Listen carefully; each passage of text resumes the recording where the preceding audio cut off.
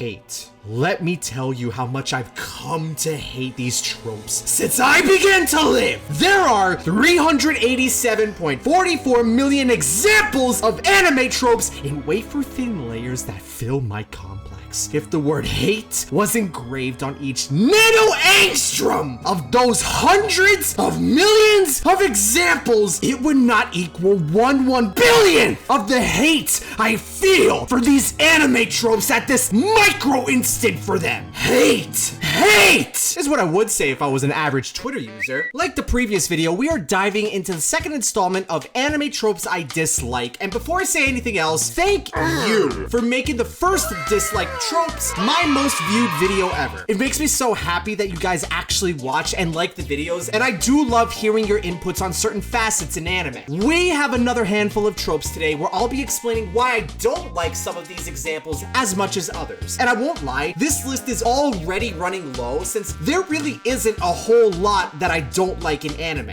We're almost at 500 subs now, and I would love if we could hit that goal together by the end of the year. So if you're new to the channel, drop a sub so you don't miss a future upload, and if you enjoy the video, drop a like and let me know what you think about these tropes or other tropes you don't like in the comment section. No more delays now, let's get into more anime tropes that I dislike. Boring or generic types of foreshadowing. When it comes to the concept of pattern recognition, I am definitely the best of all time at it. Don't fact check me on that, I might be wrong and sensitive, and I might cry and piss my pants. But how often can you point out when a character says a line that immediately tells you that the thing that you're supposed to be afraid of happening is going to happen if a certain action is or isn't taken, but then that thing happens anyway because that foreshadowing says it's gonna happen? Because it's happened more times than there are water droplets in the Niagara Falls.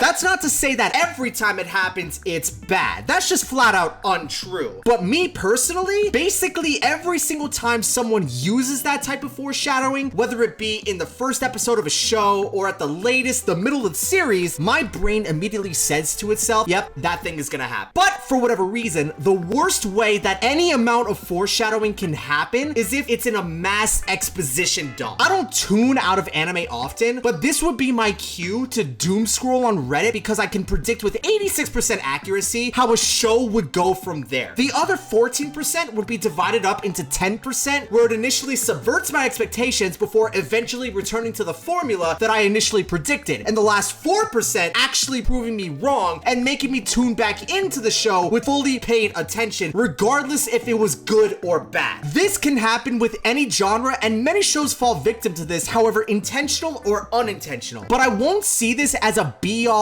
end-all trope because even with boring foreshadowing, the end product can still turn out to be very memorable as a result.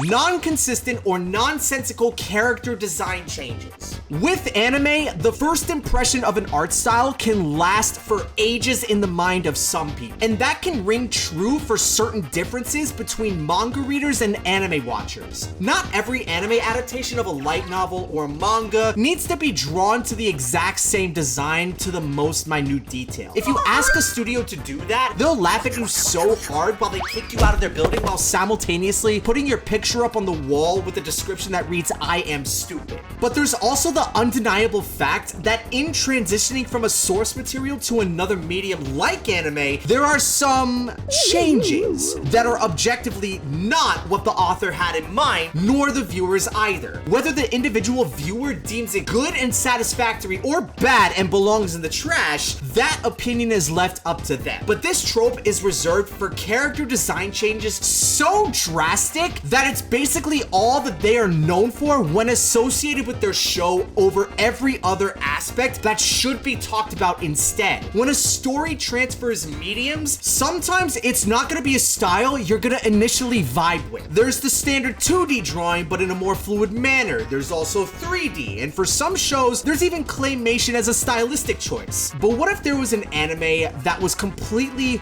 rotoscoped? Akunohana, aka The Flowers of Evil, is is the only anime I know of that has undergone a process like this. The transition from its manga to anime was so insane. Like, look at this image! What part of this change makes sense? The only thing that I could accept as a response is the fact that this was new cutting-edge technology and they wanted to experiment with it on a proper scale, which is fine. I'll never discourage the concept of new technologies, making it easier for animators to work in their space. Except generative AI. Fuck that shit. All my homies hate generative AI. But in saying that, my response would be, why not use that experimental rotoscoping for a short form series of a different IP? Something where its story can shine over the style of the art. It's unfortunate because this first impression of Aku no Hana more or less discourages me from watching it, even if it has an interesting premise and concept. I don't believe that every experimental idea an anime wants to display shouldn't have a chance to show what it's made of. However, for me, if it crosses into a level of realism that seems to live in the uncanny valley, then that actively tells me to stay away from watching that specific show. That's just one example of an art style like that, but there's plenty more out there that I haven't even begun to dive into. Those could be left for another video. An initially strong villain becomes an absolute joke later. Video games are especially famous or infamous for this, however you want to define it, because multiple genres of games want to have their main character grow stronger through level up progression. There's so many skill trees in video games where you can either min-max one stat and progress through the game like normal, then when you beat the game, let's say you play Elden Ring, you can go back to the tree sentinel and one-shot that bitch like you caught him stealing cookies from the cookie jar, when in reality, the first time you ever meet the tree sentinel, he's actually supposed to be really strong, annoying, and just generally hard to deal with. And while there can be certain types of skill trees in anime, especially in isekai where leveling up can be the entire basis of power scaling one way or another, there is some non-skill tree moments of display where a character turns a villain that can be played up to be a force to be reckoned with into their little punching bag and plaything if they ever want to toy around with them for the rest of that respective series. The world of My Hero Academia is a unique way of doing just that. With every generation that passes, the quirks in that world grow stronger and stronger. That goes for heroes, and the same goes for the villains. And the heroes aren't the only ones who get to fight the villains. You don't get to see too many villain versus villain battles in anime. But in season 5 of My Hero Academia, we get exactly that. Rei Destro is a villain whose quirk gives him the ability to grow super strength and muscles like he was the guy in that tournament arc in Yu Yu Hakusho if he accumulates enough stress. I've never seen Yu Yu Hakusho, don't get on my case about that, please.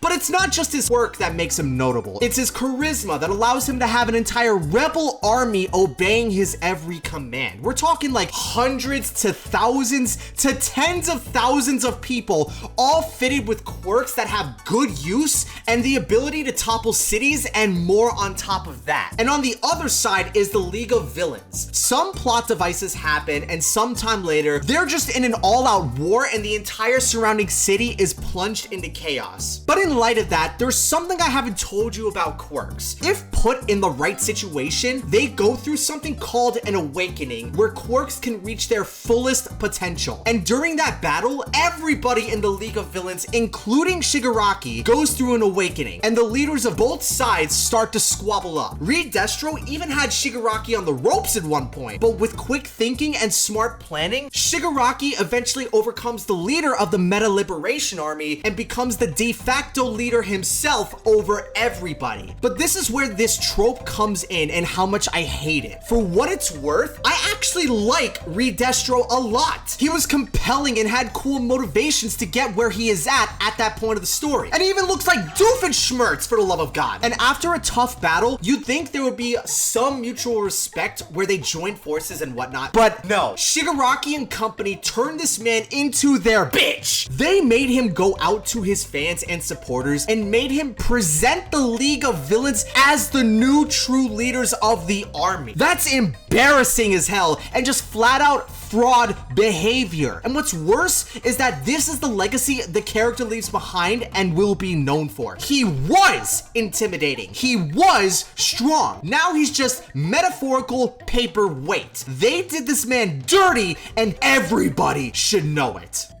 The toast in the mouth while they're running. I'm not gonna lie, this is a pet peeve of mine. How many shows can you name off the top of your head that always involves some character either running to school or running to a train to get to their job, or some other variation of that with toast in their mouth because they were a singular nanosecond tardy waking up and getting ready for their day? Like, okay, I can understand if you slept through your alarm by like 30 minutes and you were absolutely rushing to get to your job, where your boss would literally scream, "If you're late again, even if it's a singular second, you're fired," leading to you becoming homeless or something.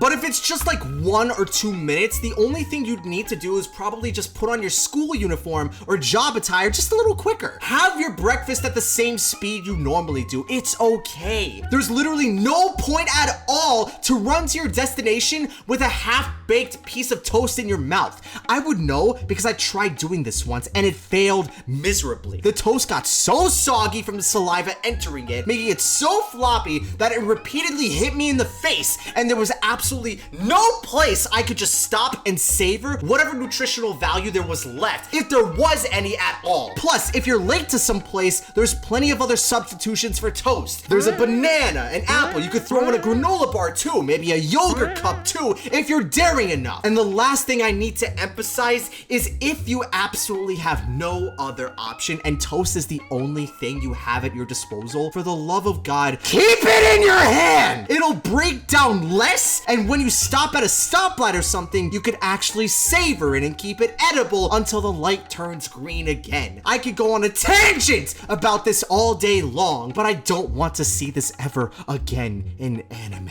Thank you for making it to the end of the video. If you enjoyed it, smash the like button as if you were playing Fox against Jigglypuff, and consider subscribing to the channel so you don't miss another upload in the future. As I said previously, I don't really dislike many anime tropes, so this one was a little hard to script up. However, that being said, the more I begin to tell the difference between certain aspects of tropes I find myself disliking, the easier it is for me to understand why I dislike that trope. If you have your own tropes that you dislike for any reason, go ahead and let me know in the comment section. I read all of them and I'd love to start up a discussion. I also have a Twitch channel that I stream on multiple times a week and play games with the community pretty often. So if you want to come say hi, the link will be down in the description so you can follow the channel. That's gonna be it from me, guys. I will see you in the new year when we'll be ranking the top 10 anime of 2025. So I hope you all have a good one and rock on. Peace.